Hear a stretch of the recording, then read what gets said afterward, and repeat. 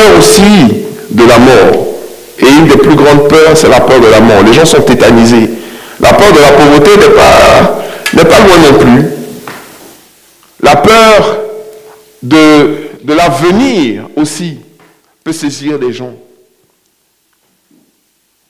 Et une des choses qui est terrible par rapport à la peur, c'est qu'elle nous rend, elle nous tétanise, elle nous paralyse, elle nous rend inactifs.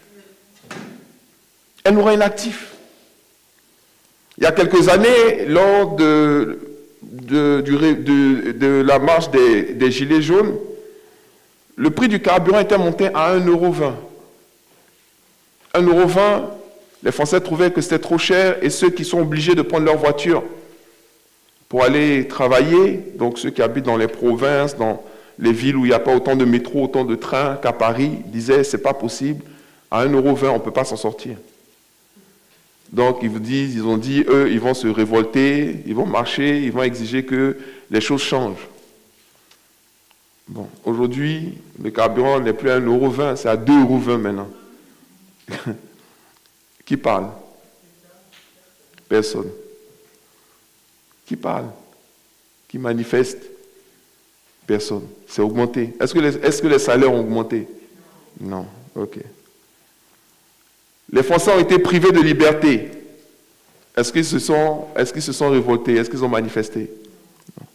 Ils ont été forcés à se vacciner. On dit ça n'a pas été forcé. Ici, ça a été forcé. Puisqu'on te dit, si tu ne te vaccines pas, tu ne peux pas travailler. Donc, tu ne peux pas aller au restaurant, tu ne peux pas aller dans certains endroits, tu ne peux pas faire ci. Est-ce que les Français sont révoltés? Non. Les taxes ont augmenté, surtout ce qu'on appelle les taxes foncières, près de 50%. Est-ce que les Français ont manifesté? Non. Le prix du carburant donc, a doublé, comme on a dit. Le prix de l'électricité a augmenté. Peut-être pas pour les particuliers. Les particuliers, c'est 15%. Mais je pense que vous avez vu, non, sur vos factures, que le prix est monté de 15%. Normalement, si on devait vous appliquer l'augmentation de prix réel, ça n'allait pas être 15%, ça allait être 400%. Donc, il y a une partie qui a été subventionnée. Pendant combien de temps? L'inflation, on dit l'inflation en France est à 6%. Ce n'est pas vrai. En fait, il faut décorréler les choses. Il faut prendre le taux d'inflation par secteur. Et si vous prenez le taux d'inflation sur le plan alimentaire, c'est-à-dire la nourriture, c'est 30%. C'est-à-dire quand vous allez dans un supermarché et que vous preniez des courses pour 100 €, maintenant vous payez 130 € pour la même chose, des fois même plus. Il faut savoir que la particularité de l'inflation est de telle sorte que c'est plus pénalisant pour les pauvres que pour les riches. Pourquoi? Parce que chez ceux qu'on qualifie de pauvres, donc ceux qui ont moins de 4 000 € de revenus par mois, le coût du logement et le coût de l'alimentation a plus de poids dans leur budget qu'un riche. Vous voyez, ça a plus de poids. C'est-à-dire que quand quelqu'un qui a moins de 4 000 € a son revenu, il y a un tiers qui va pour le logement. Ensuite, quand on doit mettre le coût de l'énergie, le coût de la nourriture, le reste, ce qu'il a, on appelle ça le reste à vivre. Et le reste à vivre, il est très bas.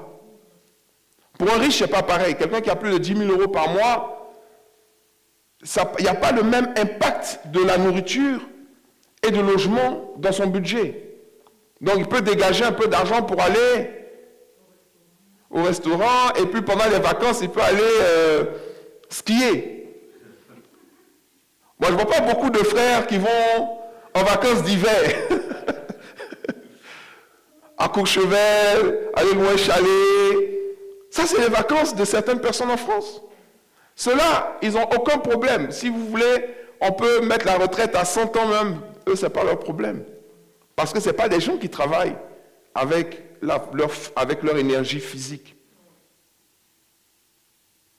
Ceux, par contre, qui travaillent avec leur énergie physique, ceux qu'on envoie au charbon, eux, à 60 ans, ils sont déjà épuisés. Et quand on dit, oui, l'espérance de vie augmente en France, Donc il faut augmenter le départ de l'âge à la retraite. Il faut sectoriser encore, parce que c'est une vérité, mais elle n'est pas absolue. L'espérance de vie augmente pour les riches. Pour les pauvres, ça n'augmente pas. Donc, l'espérance de vie pour les pauvres, c'est l'âge auquel ils veulent fixer la retraite. C'est-à-dire, en fait, ils veulent que tu travailles toute ta vie et ils ne veulent pas te donner de retraite. Je ne sais pas si vous vous rappelez, lorsque Emmanuel Macron a gagné les élections présidentielles, les premières, je vous ai interpellé sur le fait qu'il se présente devant une pyramide et qu'il lève les mains de victoire devant une pyramide. OK? Et je vous ai dit, la pyramide, ça représente l'Égypte. L'Égypte représente l'esclavage. L'Égypte, c'est Pharaon. Et le travail de Pharaon, c'était de rendre, le peuple d'Israël esclave sans qu'il le sache. Si vous remarquez bien, Israël est entré en Égypte libre, de leur plein gré. Les Égyptiens ne sont pas allés les chercher. C'est eux qui sont venus. Parce qu'ils trouvaient que là où ils étaient, ce n'était pas bien. Il fallait qu'ils aillent ailleurs, en Égypte. Je pense que je vais parler à quelqu'un aujourd'hui. Ils se disent que chez eux, ce n'est pas bien, il faut qu'ils viennent en Égypte. Aujourd'hui, on assiste à beaucoup de gens qui disent, eux, ils en ont marre, ils vont rentrer chez eux. Parce qu'ils ont l'impression que depuis 4 ans, 5 ans, 6 ans, leur vie n'a pas avancé. De 10 ans. Vous savez, pour quelqu'un qui gagne même un tiers du salaire de quelqu'un qui vit en France, en Afrique, un tiers, vous prenez en 5 ans, il est déjà propriétaire d'une maison. Hein. En France, ici, certains disent qu'ils sont propriétaires. Non, ils ne sont pas encore propriétaires. Ils seront propriétaires dans 20 ans, quand ils auront fini de payer le crédit. Jusque-là, tout peut se passer. Et c'est ce qui est en train de se passer. Pourquoi? Parce que le système est fait de telle sorte que on veut rendre les gens esclaves. Un esclave, c'est quoi? C'est quelqu'un qui travaille et qui, en fait, ne reçoit comme salaire de son travail suffisamment pour pouvoir vivre, mais pas pour pouvoir s'enrichir. Donc, ce n'est pas parce que tu as une fiche de paie et un salaire à la fin du mois que tu n'es pas esclave d'un système. Il faut qu'on sorte de là. Et vous vous demandez dans ce cas, mais pourquoi est-ce que les gens acceptent ces choses? Qu'est-ce qui est en train de se passer? On vous dit, ok, il faut qu'on augmente l'âge du départ à la retraite. Bientôt, ça sera 65 ans. Non, 64 ans plutôt. Alors qu'ils avaient annoncé 65, on dit pourquoi 64? Alors que Sarkozy déjà disait en son temps que lui voulait monter à 64, mais il a vu que 64, ça allait bloquer, donc il a fait 62. Le prochain qui va venir va faire 66, après il y a un autre qui va venir va faire 68, après 70, après 80. Pourquoi? Parce que le système tel qu'il est fait vous explique que ce sont vos enfants qui doivent travailler pour vous pour pouvoir payer votre retraite. Donc à la base, on vous dit le système n'est pas viable. Mais une autre chose qu'on ne vous dit pas, c'est que les gens produisent aujourd'hui 10 fois plus qu'ils ne produisaient avant. Avant, les gens travaillaient avec leurs mains. Maintenant, on travaille avec des machines. Ce qu'un homme, il y a des hommes, avant, pour pouvoir monter une voiture, par exemple, pour pouvoir faire une voiture en heures de travail, c'était par exemple 200 heures de travail. Aujourd'hui, pour monter une voiture, c'est 20 heures de travail. Avec les machines, les robots et tout ça. Et encore, il y en a même, c'est encore plus rapide. Donc ce gain de productivité, c'est un gain d'argent. Les gens produisent plus d'argent maintenant. Mais le problème, où va cet argent? Ça ne va pas pour pouvoir justement entretenir et payer les retraites. Ça va dans la poche des riches. C'est pour ça qu'on dit des actionnaires qui sont les riches. Un actionnaire, un riche, c'est quelqu'un qui ne travaille pas pour gagner son argent. Un riche, c'est quelqu'un dont l'argent, c'est son argent qui travaille pour lui. Il met son argent quelque part et puis à la fin du mois, l'argent le paye. C'est ça un riche. Comme ça, il peut mettre son argent dans 50 entreprises. Donc lui seul, il a 50 salaires. Puisqu'il a 50 puits qui lui rapportent de l'argent. Alors qu'un salarié, il a un seul.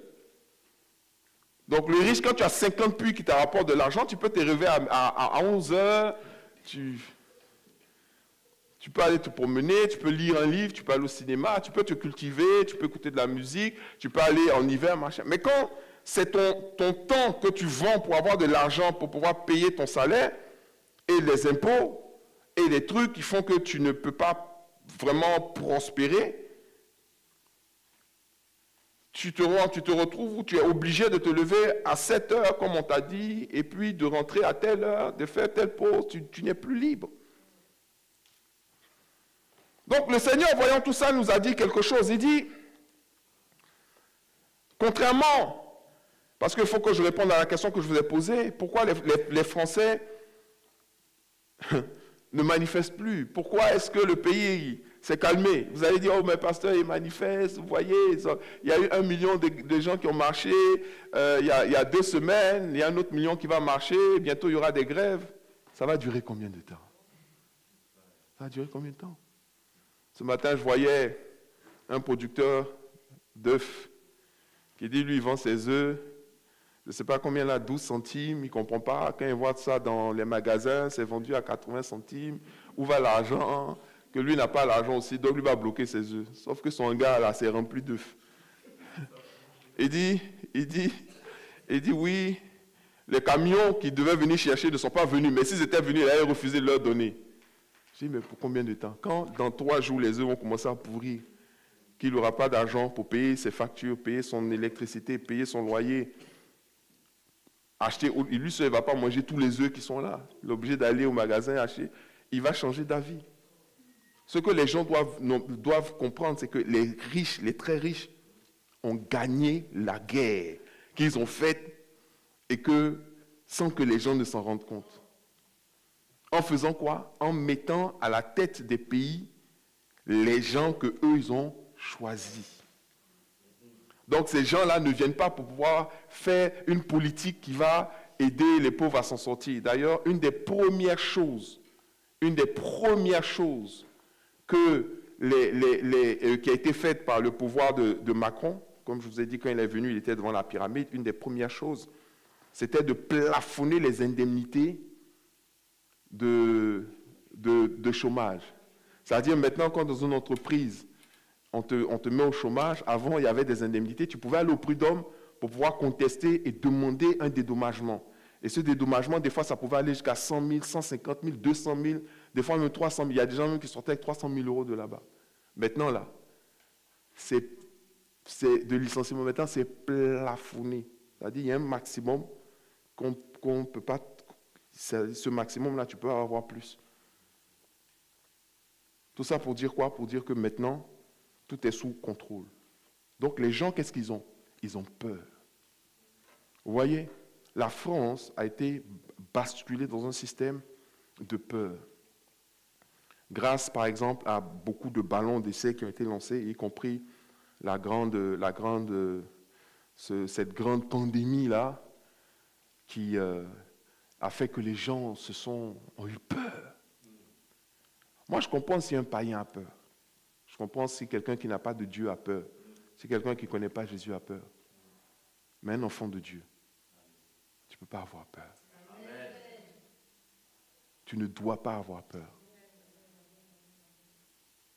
Le Seigneur a dit, le juste vivra par la foi et non par la vue. Pourquoi? Parce que quand tu regardes les choses, quand tu écoutes les choses et que tu crois ce que les gens disent, qu'est-ce qui va se passer? Tu vas avoir peur. La foi, c'est l'opposé de la peur. La peur ne peut pas te permettre de pouvoir avancer. Et aujourd'hui, on a eu, donc, je ne sais pas pourquoi on a éteint le chauffage, on a eu la peur de la Covid. On a eu la peur, maintenant beaucoup ont la peur de la pauvreté. Mais bientôt, la plus grande peur jamais manifestée sur cette terre. C'est vrai qu'il y a eu des périodes dans l'histoire où il y en a eu, et bizarrement, c'était lors de la Première Guerre mondiale, ensuite lors de la Deuxième Guerre mondiale, et puis maintenant, la menace, et les gens n'aiment pas qu'on parle de ça, mais il faut en parler. Jésus préférais en parler avant pour que les gens se préparent, pour que les gens savent ce qui va arriver. La plus grande menace qui est la menace de la Troisième Guerre mondiale. Parce que s'il y a une Troisième Guerre mondiale, c'est sûr et certain, ça sera une guerre nucléaire. Guerre nucléaire, ça veut dire que ça sera sans retour. Vous voyez? Mais, qu'est-ce que le Seigneur nous dit? Que votre cœur ne se trouble point. Amen. Mais comment est-ce que notre cœur va faire pour ne pas se troubler alors qu'on voit que la situation est en train de dégénérer, alors qu'on voit qu'avant on arrivait à économiser une certaine somme, maintenant on n'arrive même plus à faire la moitié, alors qu'on voit que les fins du mois deviennent de plus en plus difficiles, que le système est de plus en plus compliqué. Il dit, la manière de ne pas se troubler, c'est de faire quoi? De croire en Dieu et de croire en lui. Amen. De la même manière qu'il a dit, la vie éternelle, c'est qu'ils te connaissent, toi, le seul vrai Dieu, et celui que tu as envoyé. Jésus-Christ. Je vous ai dit, celui que tu as envoyé, c'est le Chilou, c'est le Messie. Si nous croyons en lui, nous avons la vie éternelle. Et si nous croyons en lui, nous ne pouvons pas avoir peur.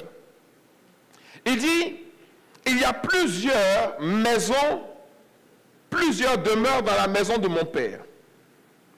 Ok? Si cela n'était pas, je ne vous l'aurais pas dit. En d'autres mots, il dit, je ne vous mens pas. Beaucoup disent, oui, c'est sublimé, c'est spirituel, c'est pas vraiment ce que ça veut dire. Je ne sais pas si nous, on est au même stade que ces théologiens, ou bien est-ce qu'on croit Jésus, on le prend au mot. Si tu prends Jésus au mot, tu dois prendre cette parole-là comme étant une vérité absolue. Ce n'est pas une figure de style.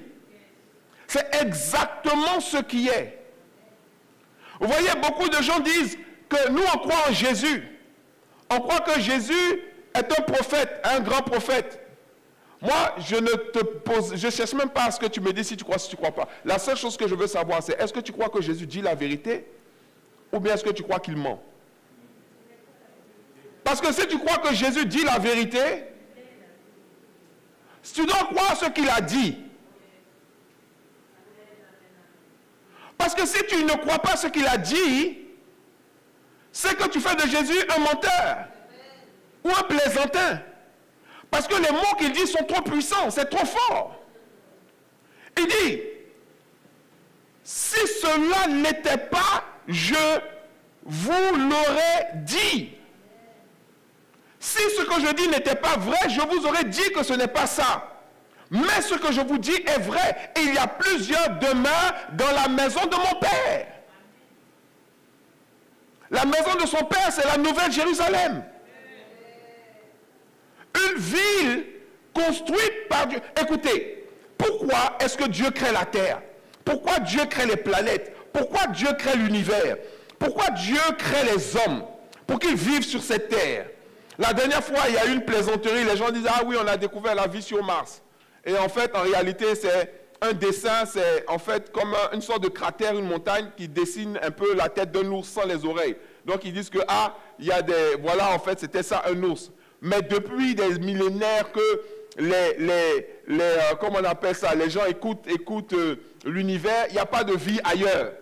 Dieu nous a dit la vie c'est sur la terre. Et c'est sur la terre qu'il y a la vie. Pourquoi? Parce que Dieu a fait l'homme à son image, selon sa ressemblance. Et il a dit, je veux communier avec vous. Je veux partager l'amour avec vous. Je veux vivre l'éternité avec vous. Mais pour cela, il va falloir que vous changiez, que vous grandissiez, que vous aussi vous manifestiez votre désir de vivre avec moi. Amen. Et Jésus a dit, bon voilà, notre Père a sa maison, qui est en Nouvelle Jérusalem. Il y a plusieurs maisons, plusieurs demeures. Et si ce n'était pas le cas, je vous l'aurais dit. Il dit, je vais faire quoi? Je vais vous préparer une place. J'y vais là, je monte là. Je vais pour vous préparer une place. Je vais faire ta place dans la maison de mon Père. Amen. Alléluia. Et lorsque je m'en serai allé et que je vous aurai préparé une place, je ferai quoi? je reviendrai. Jésus a dit, je vais revenir. Pourquoi il y a des gens qui pensent que Jésus ne va pas revenir? Il a dit qu'il va revenir. Et beaucoup de personnes disent, oui, mais il a dit qu'il va revenir, mais ça fait longtemps, hein? Depuis l'on attend. Paul nous a expliqué pourquoi. Parce qu'il y a certaines choses qui doivent être faites. Il n'a pas été aussi simple non plus. Il a dit, vous avez deux catégories d'hommes sur la terre. Vous avez le blé et vous avez l'ivraie. Ensuite, il a dit, vous avez les brebis et vous avez les boucs. Mais concernant le blé et l'ivraie, il nous a raconté une parabole où il dit, la terre, le monde et le jugement dernier ressemblent un peu à un champ que le propriétaire a ensemencé avec du blé. Maintenant, la nuit, son ennemi est venu et il a planté de l'ivraie. Les travailleurs ont dit, on va arracher l'ivraie. Il dit non, n'arrachez pas l'ivraie. De peur qu'en arrachant l'ivraie, vous arrachez également du blé. Attendons la fin de la récolte, de la semence, que ça grandisse, qu'on arrive à la période de la récolte. On va tout couper et ensuite, on va trier maintenant le blé de l'ivraie. Vous savez pourquoi? Parce que le blé et l'ivraie, lorsqu'ils sont encore jeunes, les deux se ressemblent. Dans une même famille, vous allez avoir deux personnes qui vont naître dans la même famille. Les deux sont de la même famille, les deux se ressemblent. Mais un va devenir un serviteur du diable, l'autre va devenir un serviteur de Dieu. Dans la même famille, même père, même mère. Le salut n'est pas une question de sang. Le salut n'est pas une question de sang. Le salut est une question d'esprit. Est-ce que vous me suivez? Ton frère peut être un grand prédicateur. Ce n'est pas la raison pour laquelle que toi, tu seras un grand prédicateur. Si tu ne payes pas le prix que lui, il a payé. Et si tu n'es pas engagé dans l'œuvre de Dieu à la même dimension que lui. Ne vous y trompez pas. On ne se moque pas de Dieu.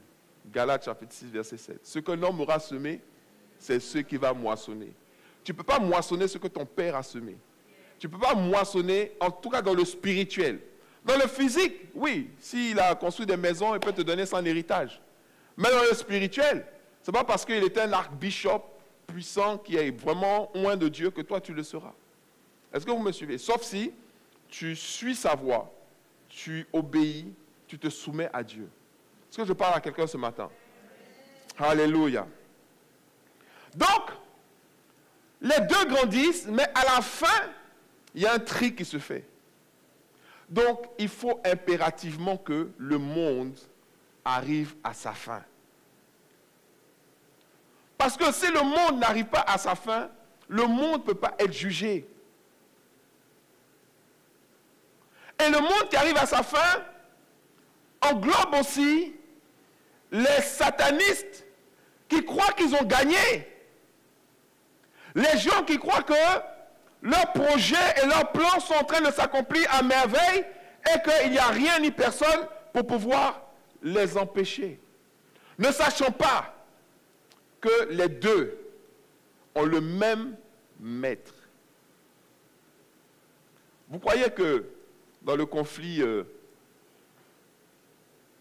russo-ukrainien, vous croyez que Poutine est le diable et que Zelensky est un ange?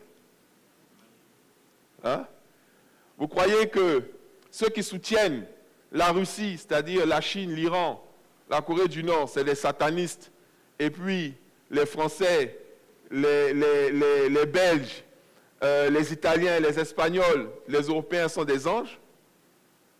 Si les Français sont des anges, s'il y a une chose que les Africains francophones savent, c'est qu'en tout cas, ils n'ont pas été des anges en Afrique et ils ne le sont pas jusqu'à présent. Que pendant des années, ils ont d'abord pris nos parents en esclaves, qu'ils ont envoyés après sur des îles, ils sont enrichis grâce à l'esclavage. Après, quand l'esclavage est fini, ils ont inventé la colonisation pour ensuite coloniser, piller nos ressources, piller nos biens. Et après la colonisation, ils ont inventé maintenant la néocolonisation, c'est-à-dire ce qui vient après la colonisation.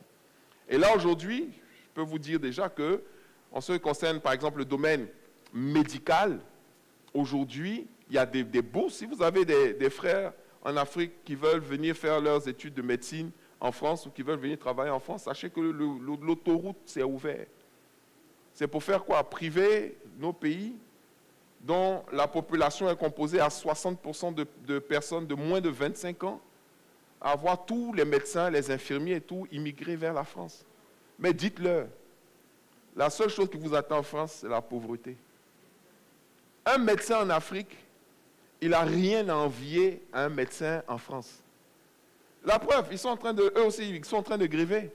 Ils sont en train de manifester pour avoir quoi? Pour qu'on puisse pour qu'ils puissent s'en sortir un peu, avoir moins de tâches administratives, moins de paperasse à remplir et surtout avoir une juste rémunération de leur travail. Les médecins en France ne sont pas mieux que les médecins en Afrique. Mais ils sont en train d'ouvrir les vannes. Pourquoi? Parce qu'il y a une pénurie de médecins en France. Et tout le domaine du service est en train d'être vidé. Et les seules personnes qui savent, qui peuvent vraiment s'occuper des vieux, s'occuper des enfants, s'occuper des malades, c'est encore la force vive de l'Afrique qu'il faut faire venir en France. Vous voyez cette perversion? Ces gens ne sont pas des anges. Il n'y a pas d'anges. Ces gens ne sont pas des anges, mais ces gens sont au service d'un agenda. Dis à ton voisin agenda. Voilà. Le diable a un agenda. Maintenant, vous allez me dire, mais comment se fait-il? Est-ce que le diable a un agenda avec Dieu? Non. Le diable a un agenda qui lui a été permis par Dieu. C'est pour ça que nous parlons de Shiloh. Amen. Alléluia. Il a été clair. Dieu a dit, dès le début, lorsqu'il a parlé de la venue de Jésus, il a dit, en parlant à la femme, que le serpent te mordra le talon et toi, tu lui écraseras la tête. Il faut que le diable et les serviteurs du diable arrivent au bout de leur ambition, de leur volonté, de leur système. Et leur système, c'est quoi? C'est dominer sur la terre tout entière. Imposer leur volonté. Quand vous écoutez les discours, on vous dit, il y a deux mondes qui sont en train de se battre. Le monde occidental, qui prône la liberté, donc la liberté de choisir, d'être homosexuel ou pas, de genre. Tu te lèves un matin, tu dis, je suis une femme. La femme dit, je suis un homme. Il faut que ce soit respecté. D'ailleurs, la dernière sortie du ministre de l'Éducation nationale dit qu'il faut réserver un excellent accueil aux LGBTQI+, qui sont dans nos écoles. Donc, en d'autres mots, il faut entretenir ça. Dans nos écoles, moi, je pense qu'un ministre de l'Éducation doit parler d'éducation et pas de sexe, pas de genre.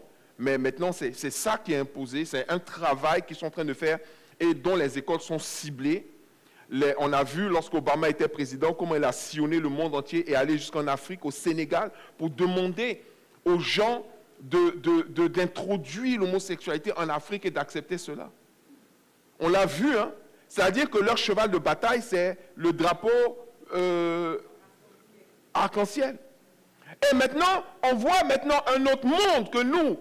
On nous a toujours appris que c'était un monde de dictateurs, un monde d'autocrates, composé essentiellement d'islamistes, composé maintenant des orthodoxes, donc les poutiniens. Poutine qui dit que lui, il veut défendre la famille jusqu'au bout et qu'il ne veut pas qu'on impose dans sa nation l'homosexualité et le libertinage de l'Europe. Donc, qu'est-ce qui maintenant est en train de s'opposer? Les pro-LGBT contre les anti-LGBT. Voilà à quoi ça se résume leur affaire là. Donc il n'y a pas d'ange, il n'y a pas de, je veux dire, ce sont des prétextes. Mais la vraie chose derrière cela, c'est l'agenda de l'Antichrist. Et l'agenda de l'Antichrist, c'est quoi? Un gouvernement mondial. Un gouvernement mondial. L'agenda de l'Antichrist, c'est avoir la domination sur le monde entier. C'est pouvoir contrôler le monde entier. Okay? C'est de pouvoir marquer le monde entier, pour pouvoir établir son chantage sur le monde entier. Quel chantage? Le chantage que vous avez vu de vos propres yeux, que nous avons vu de nos propres yeux. Où tu portes la marque, où on te sort du système, où on te sort du système. Il veut lancer son filet pour attraper le maximum d'âmes, le maximum de personnes, et leur dire, renonce à Jésus, renonce à Dieu, et entre dans mon système si tu veux vivre, si tu veux prospérer. Alors que dans ce système, il n'y a pas de vie, il n'y a pas de prospérité. La seule prospérité qu'il y a se trouve en Jésus-Christ. Nous l'avons vu, nous l'avons senti. Vous avez senti la pression, vous avez vu comment c'est arrivé, vous avez vu la force avec laquelle c'est arrivé, la vitesse avec laquelle c'est arrivé dans nos maisons, dans nos vies, comment ça a rythmé notre planning, notre calendrier, notre temps. Il fallait aller se faire tester, aller se faire vacciner, aller se faire ci, aller à chaque fois sortir un code, un QR code. Si tu n'as pas le QR code, tu ne peux pas rentrer là, tu ne peux pas faire ci. Vous avez vu comment ça s'est fait? En combien de temps? Quelques semaines. Quelques semaines. C'était un test. C'est une manière de tester. Le grand reset dont on a parlé, c'était quoi? C'était un effondrement de l'euro qui va faire que du jour au lendemain, tout ce que tu as en termes d'argent va être transformé en digital, en chiffres, et que tu ne pourras pas posséder sous forme de papier.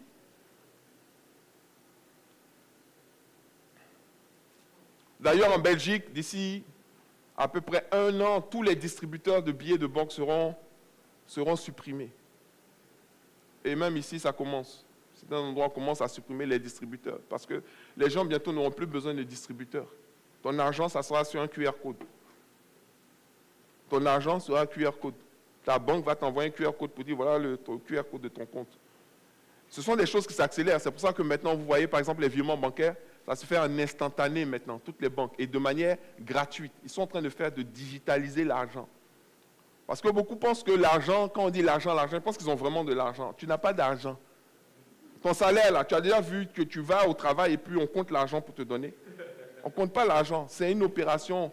On dit 1000, tant. Oui, ça va sur ton compte. Toi-même, là, dans les 1000, là, si tu as trop vu dedans, peut-être c'est 200 € que tu vas voir. Mais le reste, là, ça part comme ça. Ce n'est pas l'argent. C'est des écritures. C'est des chiffres. Donc, les chiffres, là, c'est facile à remplacer. Si tu veux mettre 0, ça disparaît. Tu vas faire quoi? Tu vas aller frapper le directeur de banque? Ou tu vas aller t'arrêter à la poste pour dire, donnez mon argent, donnez mon argent. Toi-même, tu ne peux pas. C'est des chiffres. Donc, croyez en Dieu. Alléluia. Et croyez en Jésus. C'est plus sûr que de croire dans l'euro. C'est plus sûr. C'est plus stable. C'est plus vrai. Jésus dit, ce que je vous dis, c'est la vérité. Mon projet à moi, c'est de venir vous chercher pour que vous veniez habiter dans la maison de mon Père. Parce que le monde là, non seulement il court à sa perte, mais il sera détruit. Quelles que soient les promesses qui vont venir. Parce que si vous avez été séduit par Macron, vous allez adorer l'antéchrist. Vous allez l'adorer. Moi, je voyais lors des élections présidentielles, tu vas voter pour qui? Pour Macron. Pourquoi? Oh, il est trop beau. Il est jeune. Il est frais. Il va voir la fraîcheur. Voilà la fraîcheur, là. Voilà la fraîcheur. Pendant qu'on dit à des gens, vous allez travailler jusqu'à 64 ans, sachant qu'ils ne vont pas vivre jusqu'à 64 ans. Tu ne peux pas travailler chez Amazon jusqu'à 64 ans. Tu ne peux pas faire, comment on appelle ça, Uber Eats jusqu'à 64 ans. Tu ne peux pas t'occuper des vieux. C'est-à-dire, vous deux, même, on ne sait pas qui va soulever son camarade jusqu'à 64 ans. Tu Tu ne peux pas suivre, tu ne peux pas t'occuper d'un enfant, un bébé, jusqu'à 64 ans. Qu'elle va faire 4 pattes partout. À 64 ans, je ne sais pas, tu ne pourras pas, tu ne peux pas. Tu ne peux pas flipper les burgers jusqu'à 64 ans. Tu ne peux pas soulever les poubelles ou conduire des camions ou délivrer des colis jusqu'à 64 ans. Or, c'est la majorité. La majorité des Français, des Franciliens, ont des boulots qui ne leur permettent pas de travailler et d'être en bonne santé jusqu'à 64 ans. Donc, ce qu'on leur dit, c'est que dès que tu vas arriver à l'âge, si éventuellement tu arrives à l'âge de la retraite, et encore, une autre chose que lui-même avait dit, il dit, mais, excusez-moi de parler de ça, mais je ne suis même pas en train d'entrer dans les 7 choses que la clé de David fera pour toi. Mais c'est poussé par l'esprit. Je pense qu'il faut que les gens comprennent que la seule solution qu'ils peuvent avoir, c'est dans le surnaturel. Ce n'est pas dans le naturel. C'est dans le surnaturel. L'esclavage, c'est un système, c'est terrible. Encore une fois, hein, quand les Israéliens sont rentrés en Égypte, ils sont rentrés libres. Ils sont venus d'eux-mêmes. Beaucoup qui sont en France, là, sont venus d'eux-mêmes.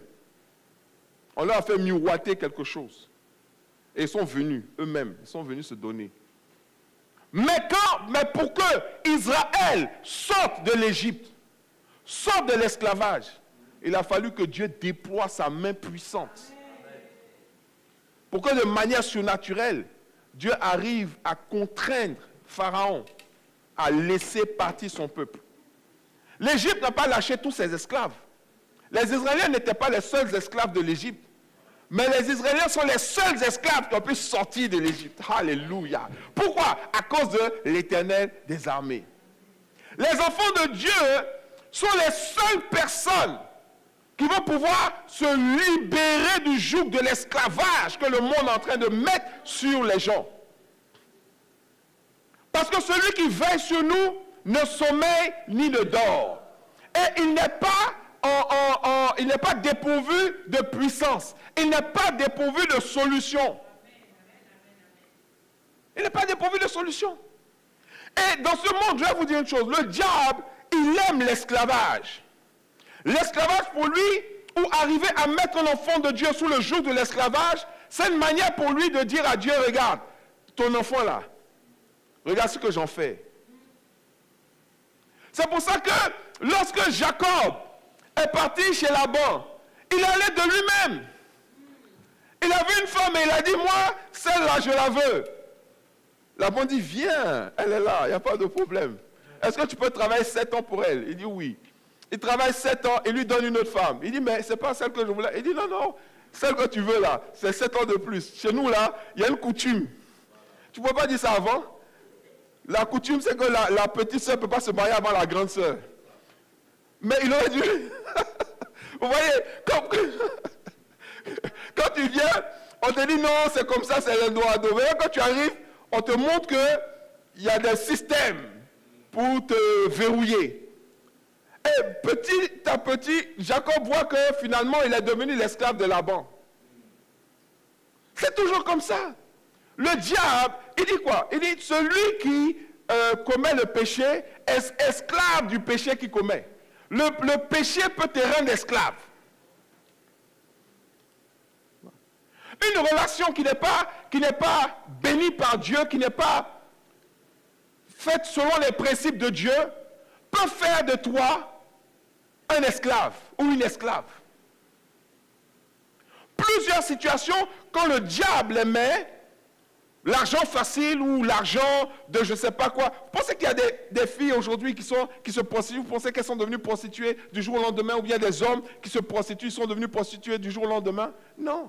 Ils ont été appâtés par un argent facile. Non, il suffit, non, tu vas aller au cinéma un peu avec lui, c'est tout. Il va te donner 200 €. Ça commence à boire comme ça après, là. C'est autre chose. Voilà comment le diable fonctionne. Et il a fait. Il a fait avec les enfants de Dieu. Et quand il a fait avec Jacob, il a fallu encore quoi? Une intervention divine, surnaturelle, pour pouvoir arracher Jacob entre les mains de Laban. Dieu dit, Jacob, Jacob, réveille-toi. Je suis le Dieu avec qui tu as fait une alliance. Je suis venu faire quoi? Te libérer de là. Jésus dit, je vais venir vous libérer. Alléluia. Ton salut n'est que dans le Seigneur. Il dit, vous connaissez le chemin. Vous savez où je vais, vous connaissez le chemin. Thomas dit, on ne sait pas où tu vas. Comment on va connaître le chemin? Jésus lui dit, je suis. D'abord, il dit quoi? Je suis. D'abord. Ensuite, le chemin, la vérité et la vie. Si c'est moi le chemin, c'est Jésus le chemin.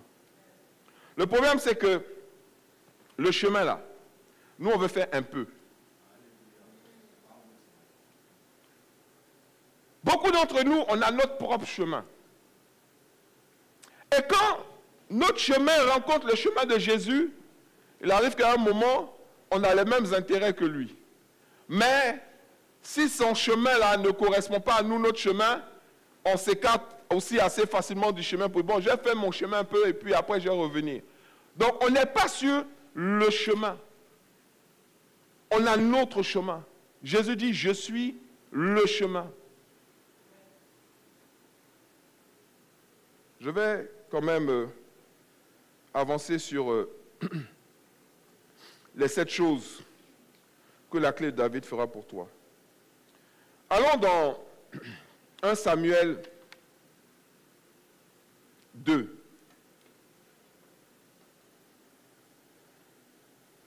Être sur le chemin, c'est servir le Shiloh. C'est vouloir s'associer à son plan. C'est vouloir demeurer dans ses voies. Amen. 1 Samuel 2.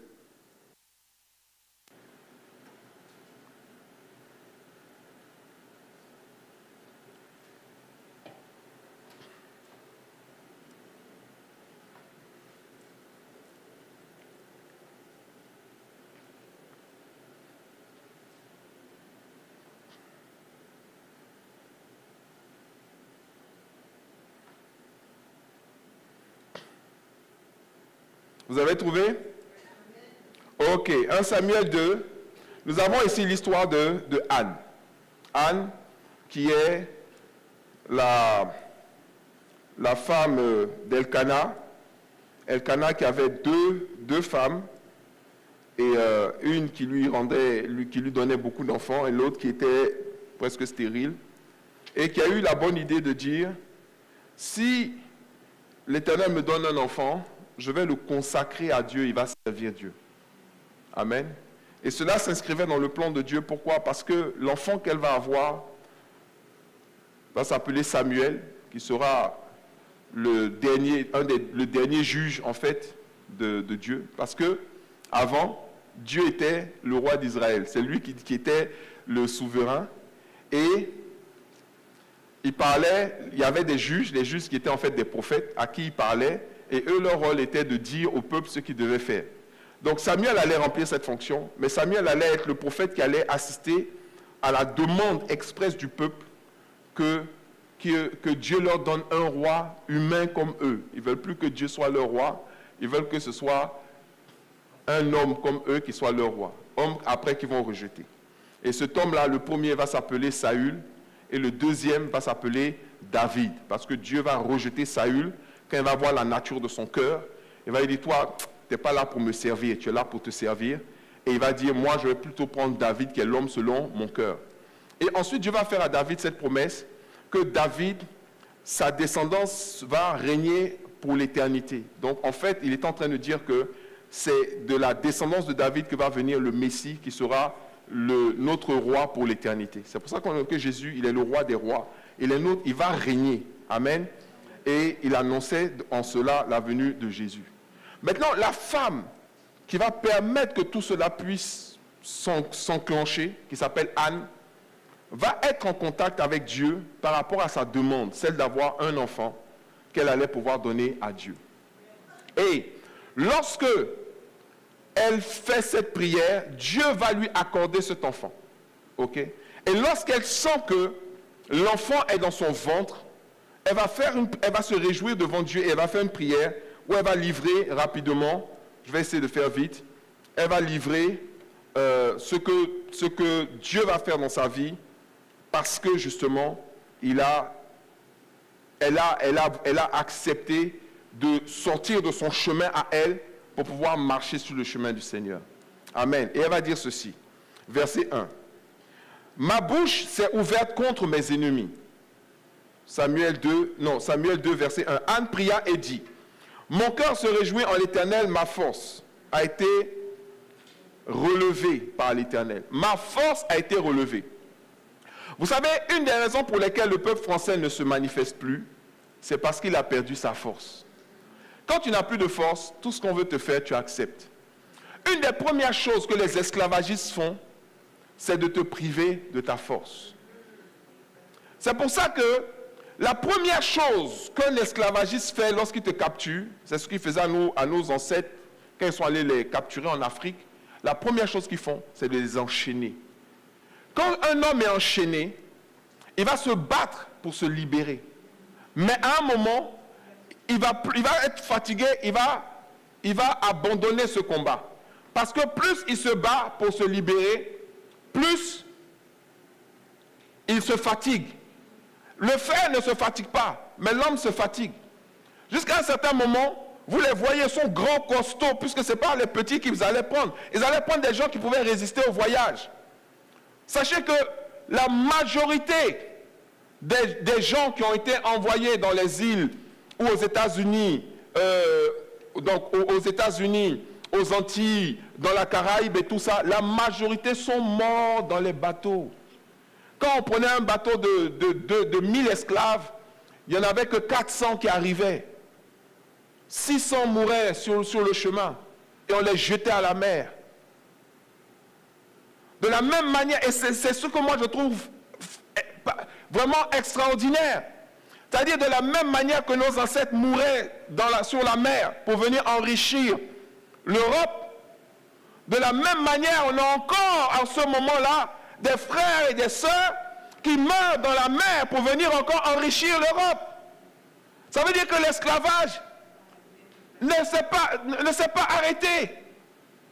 Pourquoi est-ce qu'ils viennent? Parce qu'ils croient que dans le pays où ils sont enchaînés. Ils le croient. Et comme ils le croient, ils le vivent. Mais si tu ne le crois pas, si tu crois que tu peux prospérer à tous égards, est-ce qu'on n'a pas des gens qui prospèrent là-bas? C'est dans la tête. Tu penses que tu es moins bien là où tu es que l'Eldorado qu'on te promet. Mais quand tu viens dans cet Eldorado-là, tu te rends compte que tu n'as pas plus. Et ceux qui sont même restés là-bas, des fois, ils sont mieux que toi. Hein?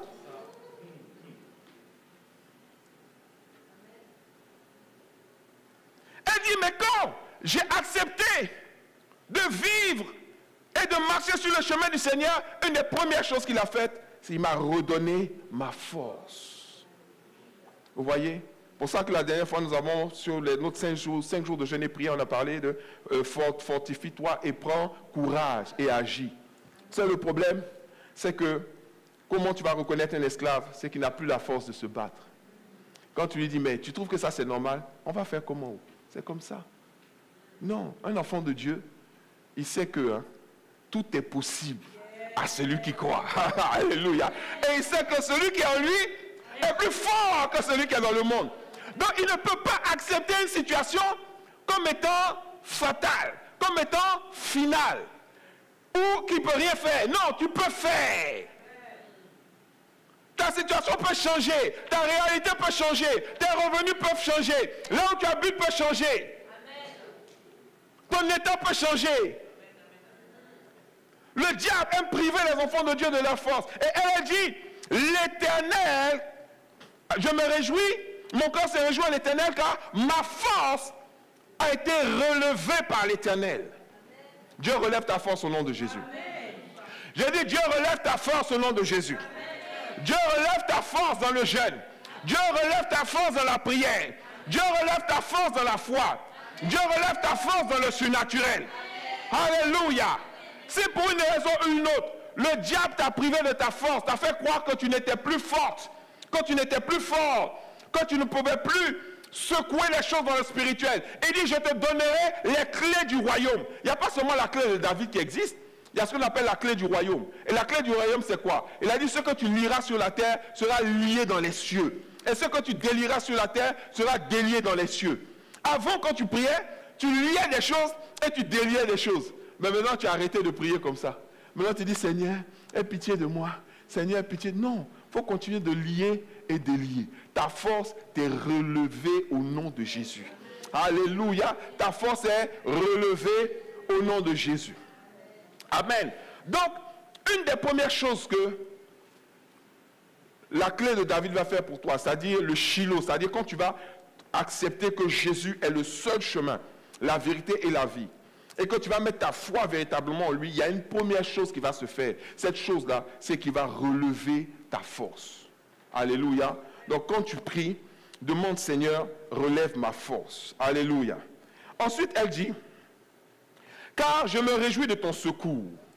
En réalité, il n'y a pas que 7 choses, hein, mais les 7 choses-là, c'était pour moi les plus essentielles. Mais elle dit, je me réjouis de ton secours. Alléluia. Parce que l'Éternel va te secourir. Dis Amen 3 fois. Nul n'est saint comme l'Éternel. Il n'y a point d'autre Dieu que toi. Il n'y a point de rocher comme notre Dieu. Ça veut dire que personne ne peut te protéger comme Dieu peut te protéger. Personne ne peut te protéger comme Dieu peut te protéger. Amen. Si tu dois avoir une protection quelconque, elle sera dans l'Éternel. Il dit au verset 3, ne parlez plus avec autant de hauteur. Ça veut dire ne soyez plus orgueilleux. Ok, je crois qu'on a prié pour ça ce matin. Alléluia, ne soyez plus orgueilleux. Que l'arrogance ne sorte plus de votre bouche. Tu vois, c'est-à-dire que tu dois changer carrément d'attitude. Sois quelqu'un de humble. Tu vois, le problème avec les gens, c'est que quand ils sont faibles, c'est là qu'ils font plus de bruit. Il y a un adage qui dit, ce sont les tonneaux vides qui font le plus de bruit. Tu vois, quand tu tapes sur un tonneau vide, ça fait boum, boum, boum, boum, boum. Quand le tonneau est plein là, ça fait boum, boum, boum. Parce quand quelqu'un est chargé spirituellement, il sait que vraiment il est posé, il n'a pas besoin de s'agiter. Quand tu vois quelqu'un qui est agité, qui est orgueilleux, qui cherche des histoires, qui est en colère, en fait, elle n'est pas... Voilà, elle est spirituellement faible. C'est pour ça qu'elle dit, ne parlez plus avec autant de hauteur, que l'arrogance ne sorte plus de votre bouche, car l'Éternel est un Dieu qui sait tout. Il est un Dieu qui sait tout. Par lui sont pesées toutes les actions. L'arc des puissants est brisé et les faibles ont la force pour ceinture. Alléluia. L'arc des puissants est brisé. Ça veut dire quoi? Que tous ces gens-là, qui envoient les missiles Tomahawk, les missiles Scud, qui envoient les chars, machin, les chars ceci, ça là, c'est ce qu'on appelle l'arc des puissants. Parce qu'un arc, c'est un appareil pour faire quoi? Pour lancer des flèches. Ok? Maintenant, c'est plus des flèches qu'on lance. On lance des bombes. Mais Dieu dit que, elle dit l'arc des puissants est quoi? Est brisé. Dieu va briser tout ça. Il va briser tout ça. Vous avez vu? Il a fallu 5 jours. Moi, je ne sais pas. Les gens se réjouissent. Oh, les États-Unis ont humilié les Chinois. Il leur a fallu 5 jours pour percer un ballon. 5 jours. Le ballon a circulé dans tous les États-Unis. Il a fallu 5 jours pour percer le ballon. Et on dit que quoi. La Bible dit que quand l'ange de l'Éternel va sonner de la trompette, on le verra, tous les yeux le verront. Franchement, vous avez vu comment tout le monde a vu le ballon là? Peut-être vous n'avez pas vu, peut-être, je ne sais pas. Mais ils ont fait ça un événement. Tout le monde a vu un petit ballon dans le ciel. Quand l'ange de l'Éternel va annoncer la venue de Jésus, on va voir un archange se présenter dans le ciel. Il va sonner de la trompette. Oh my God. Ça va résonner du pôle sud jusqu'au pôle nord. Toutes les télés du monde vont se braquer dessus. Le monde entier sera en ébullition. Mais qui va envoyer son missile pour aller toucher l'ange là? Vous allez envoyer quoi? Qu'est-ce que vous allez tirer? Quelle ogive vous allez envoyer? Il va simplement faire ça. Ça va se désintégrer. La puissance de Jésus. Oh my God. La puissance du ciel. C'est ce que Jésus a dit au Sanhédrin. Et je vais arrêter là. On va faire les autres dimanches prochains. C'est ce que Jésus a dit au Sanhédrin. Lorsque les gens l'ont réuni, lui ont demandé, mais toi tu dis que tu es un roi. Mais pourquoi est-ce que tu ne te libères pas de ces chaînes? Il dit, croyez-moi, mon royaume n'est pas de ce monde. Si mon royaume était de ce monde, en un seul claquement de doigts, je mettrai fin à tout ce qui est en train de se passer actuellement. Un seul ange de l'Éternel peut mettre en défaite toutes les armées du monde. Est-ce que vous m'entendez? Lorsque Dieu a dit à Israël, vous allez prendre Jéricho. Jéricho était la ville la plus fortifiée du monde. C'était un bunker. Mais quand on dit bunker, c'était un bunker dans ce temps-là. Ils avaient tellement mis leur confiance dans la technique, la technologie, ce genre de trucs. Le genre de mur que Jéricho faisait, on ne fait plus ça actuellement. Le mur était aussi large qu'il était long. Et il faisait le tour de toute la ville. Et il y avait une seule porte par laquelle on pouvait rentrer à Jéricho. Les gens disent que, mais, déjà même en combat normal, quand il n'y a pas de porte là, pour rentrer chez quelqu'un, tu vas utiliser 6 fois plus de personnes qui attaquent que de personnes à l'intérieur. Pour rentrer à Jéricho, il faut que tu aies 1000 fois plus de personnes qui attaquent que de personnes à l'intérieur. Parce que la ville était une ville imprenable. Quand on dit les murs de Jéricho sont tombés, aujourd'hui on ne comprend pas ce que ça veut dire. Mais quand Dieu a dit, vous allez prendre Jéricho, Israël a dit, mais c'est pas possible. C'est pas avec nos cailloux là, nos flèches et tout qu'on va prendre Jéricho. Dieu dit, mais qui vous a parlé de ça? Regardez ce qui va se passer. Il dit, pendant 6 jours, vous allez faire le tour de Jéricho, en silence. Le 7e jour, vous allez proclamer ma gloire. La Bible dit que quand ils ont fait ce que Dieu leur a dit de faire, vous voyez, c'est le surnaturel qui donne la victoire. Quand ils ont fait ce que Dieu leur a dit de faire, le 7e jour, les murs de Jéricho, en fait, ne sont pas tombés. Parce que les scientifiques vont expliquer qu'ils ont vu, ils regardent la terre, ils font l'étude de la terre à côté des murs et tout. Ils se rendent compte qu'en fait, les murs ne sont pas tombés. Parce que quand tu as un mur qui fait 6 mètres de large et 6 mètres de haut, si tu fais tomber, ça va toujours faire 6 mètres. Mais en réalité, les murs là, sont été enfoncés. C'est-à-dire, les anges sont venus et ils ont enfoncé les murs de Jéricho dans la terre comme ça. Et du coup, Jéricho n'avait plus de fortification. Voilà ce que l'Éternel est capable de faire. Si nous faisons ce qu'il nous dit de faire. En guerre, tu vas dire, mais on est en pleine guerre. C'est en guerre là qu'on va marcher sans parler, qu'on va chanter, qu'on va danser, qu'on va sonner la trompette. C'est ça la stratégie de Dieu. Sa stratégie, c'est faire ce que je te dis de faire. Obéis à ce que je te dis de faire et tu verras ma gloire se manifester. Crois en ce que je dis et tu verras ma gloire se manifester. Notre problème, encore une fois et pour finir, c'est que nous avons nous-mêmes nos propres chemins. Il y a autant, je vais vous dire une chose, il y a autant de chemins dans cette salle qu'il y a de personnes. Même ton enfant qui n'est même pas encore majeur, là, il a son propre chemin. En fonction de ce qu'il a reçu, de ce qu'il a entendu, de ce qu'il sait, de ce qu'on lui a dit. Il se dit, moi, je vais faire comme ça. Moi, je vais faire comme ça. Mais les gens qui réussissent, ce sont ceux qui disent au Seigneur, Seigneur, me voici. Qu'est-ce que tu veux que je fasse? Et quand tu dis ça, tu le dis avec la vraie détermination de t'engager réellement dans la direction que Dieu te donne. Et en cela, tu verras la gloire de Dieu. Alléluia. On va se lever, on va prier le Seigneur.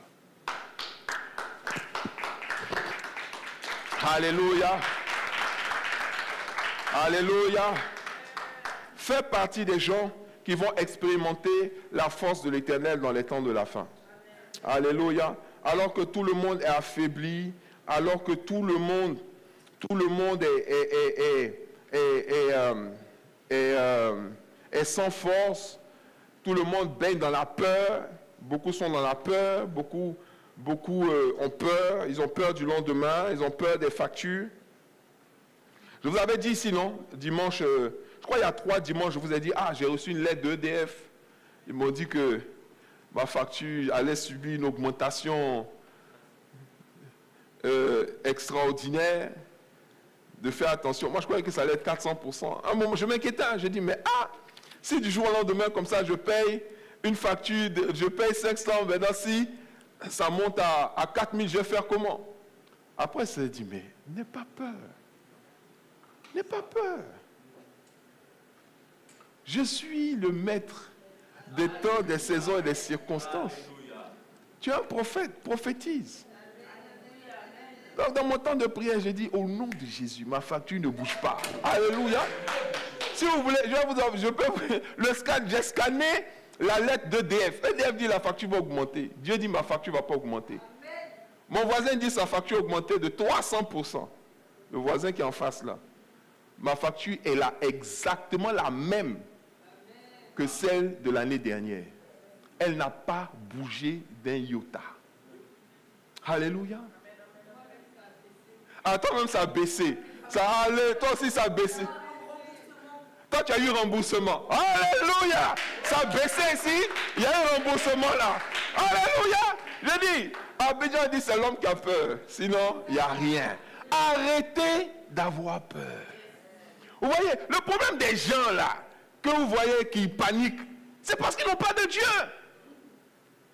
La Bible dit qu'ils n'ont pas de Dieu, ils sont sans Dieu. Donc quelqu'un qui a Dieu, quelqu'un qui n'a pas Dieu, ils ne peuvent pas être les mêmes personnes. Ne vous assimilez pas à ces gens. Ne prenez pas des conseils de ces gens. Ne les laissez pas vous influencer à les suivre et aller dans la direction. C'est pas on dit, vraiment le pays est gâté. C'est foutu, on est mort. Tu dis peut-être c'est pour toi. Mais mon Dieu dit, je vivrai et je témoignerai de sa gloire. Alléluia. Alléluia. On dit ça va augmenter.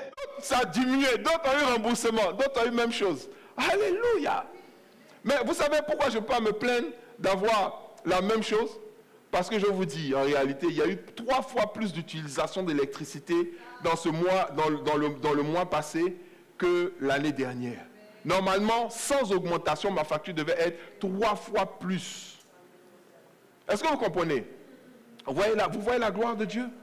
Vous voyez la puissance de Dieu? On a de salut qu'en l'Éternel. Amen. Amen. Continuez d'être fidèles dans vos dîmes, dans vos offrandes. Engagez-vous sérieusement. Parce que plus nous allons vers la fin des temps, plus les gens seront tentés de s'éloigner de la maison de Dieu. De s'éloigner de Dieu. Mais en faisant ça, c'est la pire des décisions que tu peux prendre. Au contraire, engage-toi davantage. C'est ton Dieu avec toute ton énergie, toute ta force. Tu verras la gloire de l'Éternel. Alléluia. Élève la voix ce matin. Tu vas prier ton Dieu ce matin. Alléluia. Alléluia. Tu vas dire, Seigneur, relève ma force. Relève ma force. Relève ma force. Relève ma force. Relève ma force. Relève ma force. Seigneur, je prie au nom de Jésus que tu relèves nos forces. Que tu relèves nos forces. Que tu relèves la force de tes enfants. Que tu relèves la force de tes enfants au nom de Jésus. Que tu relèves la force de ceux qui regardent cette vidéo-là maintenant. Tu relèves la force de ceux qui sont connectés avec nous ce matin. Relève notre force, Seigneur mon Dieu. Relève la force de cette assemblée. Relève la force de chaque personne qui est connectée à cette assemblée. Relève nos forces, Seigneur. Au nom de Jésus. Au nom de Jésus. Au nom de Jésus. Au nom de Jésus. Relève nos forces, Seigneur. Alléluia. Alléluia. Alléluia. Alléluia. Alléluia. Et alléluia. Alléluia. Alléluia. Avant de communier avec le Seigneur, de nous approcher de sa table, je voulais quand même vous annoncer et vous rappeler que vendredi prochain, nous introduisons un nouveau moment de prière qui s'appelle prière puissante. Amen. Donc, on va prier vendredi prochain, c'est-à-dire vendredi 10 février, pour pouvoir abattre les forteresses d'opposition. Hein. Et pour cet événement, tout à l'heure, vous allez recevoir les invitations. Passez-les autour de vous, invitez un maximum de personnes. On se retrouve ici pour pouvoir vraiment prier le Seigneur, voir sa gloire se manifester dans notre vie. Mais en préparation de cela, je vous avais dit, avant qu'on fasse les 5 jours de jeûne, à la fin du mois, le Seigneur m'a dit, vous allez jeûner, il faut que vous ayez il faut que vous repreniez vraiment le contrôle sur votre vie, en fait, dans le jeûne et dans la prière. Et nous allons jeûner à partir de cette semaine, tous les mardis et tous les vendredis. C'est-à-dire qu'on n'a pas 5 jours de jeûne, on a 2 jours de jeûne dans la semaine. Alléluia. Tous les mardis et tous les vendredis. Amen. C'est nos jours de jeûne. Tous les mardis et tous les vendredis. Donc, mardi prochain, c'est jeûne et prière. On va prier en live sur Internet. Amen. Tous les mardis maintenant, jeûne et prière. Maintenant, comme on l'a dit, la dernière semaine du mois, là, c'est 5 jours de jeûne. Lundi, mardi, mercredi, jeudi, vendredi. Amen. Alléluia. Voilà. Ça, c'est la direction du Seigneur, que véritablement les enfants puissent se lever dans le jeûne. Il ne faut pas avoir peur de jeûner. Jeûner, c'est très bon. Même physiquement, ça fait partie des meilleures choses pour réguler la santé, pour lutter contre le vieillissement et ce genre de choses. Parce que plus tu manges, plus tu fatigues ton corps. Quand tu jeûnes, tu lui donnes le temps de se reposer. OK? De se concentrer sur d'autres choses. Donc, pendant ce temps, qu'est-ce qu'il fait? Il nettoie ton corps de toutes les saletés, de toutes les impuretés. C'est un bon régulateur. Maintenant, sur le plan spirituel, Jésus ne nous a pas demandé notre avis. Il n'a pas dit si vous jeûnez. Il dit quand vous jeûnez. Alléluia. Quand vous jeûnez. Il y a 3 choses pour lesquelles il ne nous a pas demandé, il ne nous a pas dit si, peut-être que si. Non, non. Il a dit quand vous jeûnez. Ensuite, il a dit quoi? Quand vous priez. Et après, il a dit quand vous donnez.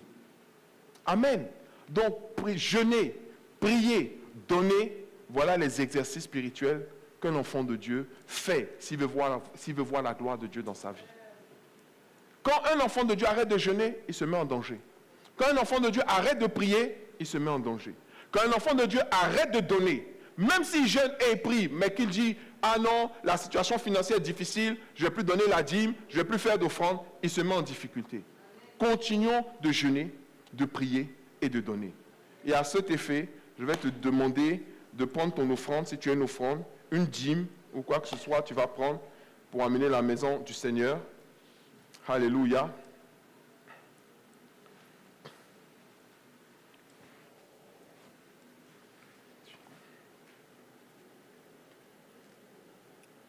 Tu as ton offrande, ta dîme. Pour ceux qui sont en ligne également, vous avez la possibilité de semer dans la maison du Seigneur à travers, grâce aux réseaux sociaux, ou bien, je dis grâce aux réseaux sociaux, par PayPal ou par virement bancaire. Vous avez les informations dans la description en bas ou sur votre écran.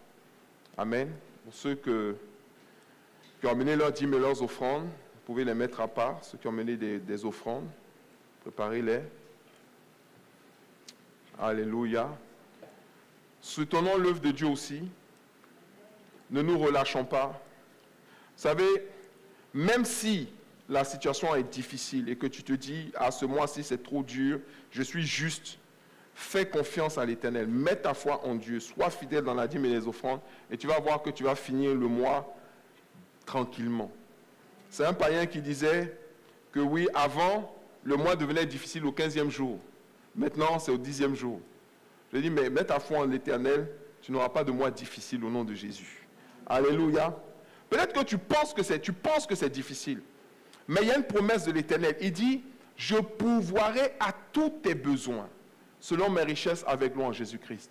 Quand ça chauffe, mets cette promesse devant l'Éternel. Ma parole, dit l'Éternel, ne revient pas à moi sans avoir accompli ce pour lequel elle a été envoyée. Alléluia. Alléluia. On va se lever avec nos dîmes et nos offrandes.